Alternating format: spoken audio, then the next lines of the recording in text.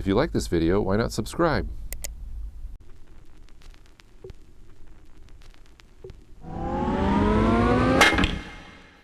Hey everybody, welcome back to the Frugal Filmmaker Q&A. That's the show where you ask me questions and I make an attempt to answer them, and maybe I'll say something clever along the way. Who knows, if I'm lucky.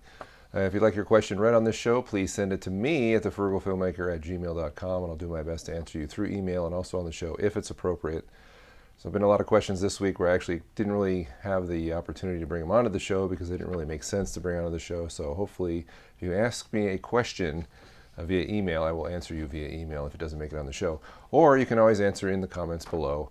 That's always a good place to generate a good conversation, which seems to be happening regularly on these shows now, and that's cool. Last week my regular video was all about CamStudio, which was a free screen capture software that generated a lot of comments that I was really grateful for. The biggest one being that, hey, CamStudio isn't that great, or it's glitchy, or it's filled with malware when I download it, or whatever. And a lot of people recommended Open Broadcaster software, which I actually had never heard of before, and I downloaded it, checked it out, played with it, and found that it was quite superior to CamStudio, and I'm really grateful for all the people that recommended that. I think it's a fantastic piece of software, and it's also free, and it also works on multiple platforms, unlike CamStudio, which is just PC-based.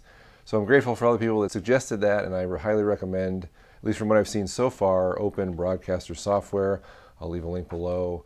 It's really cool, does a lot of neat things, and so check it out. It's not just a screen capture software either. You can use it for live streaming and other things, which seems pretty neat. So check that out. Today is actually we're kind of light on the questions. We only have one question this week.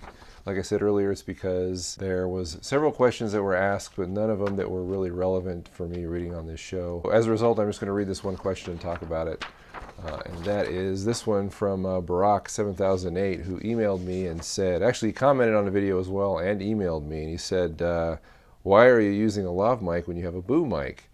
And last week there was a question about boom mics, or a lav mic actually, and I told everybody about this one that I'm wearing here. This is the Radio Shack clip-on mic, and I wear it because it's very easy for me to do this type of a show. I just clip it to my shirt here, and then it goes right into the Zoom H1 handy recorder you're seeing right here. This is the actual recorder I'm recording into right this minute. And this is very nice because I can actually do whatever I want, turn my head this way, and it's an omnidirectional mic, and it's going to pick me up. If I can go over here, I'll leave the camera, and I can continue talking, and you will continue to pick up fairly decent sound considering the cheapness of everything. But the situation with a boom mic would be quite different. In fact, if I had a boom mic, I would have to put it on a mic stand and point it directly at my mouth in this position. And since I don't have a boom operator and I'm doing this solo, as soon as I would leave the frame or turn my head or do something different, you would lose my audio, or it would fade significantly, and you have a harder time hearing me. This setup gives me a much more mobile audio recording system, so that I can do various things. Even though you probably have noticed from this video, I don't really go anywhere or do anything out of the ordinary. But if I wanted to, I'm wearing a lav mic to compensate for that, versus a boom mic, which is going to lock me into position. So that's why, as well as the fact that setting up a boom mic is a lot more time consuming than wearing a lav mic going into my audio recorder. It's just much faster. And this show is all about speed because I'm usually doing it late Sunday night and I want to get it done as fast as possible so I can start editing it. Booms have their place, obviously, and that's on set. So this is a very different situation. In fact, all these videos that I do, instructional wise, I never ever use a boom mic. I'm always wearing a lav mic clipped to my shirt, running into an audio recorder, whether I'm here on camera or if I'm doing stuff at the countertop, which you've probably seen a million times.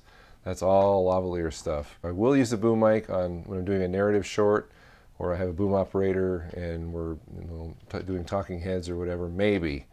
But that's why I wear a lav. It's just faster, easier to set up, and we're done. So that's the only question I had this week, again, that I felt I could read on the show. Now Thursday is Christmas, and Merry Christmas. So I'm probably not going to have a show out on Christmas, but I plan on having one on Friday, or maybe even as late as Saturday, I don't know. And Merry Christmas, which is going to be kind of about the things you can pick up after Christmas, on after Christmas sales that could be beneficial to filmmaking.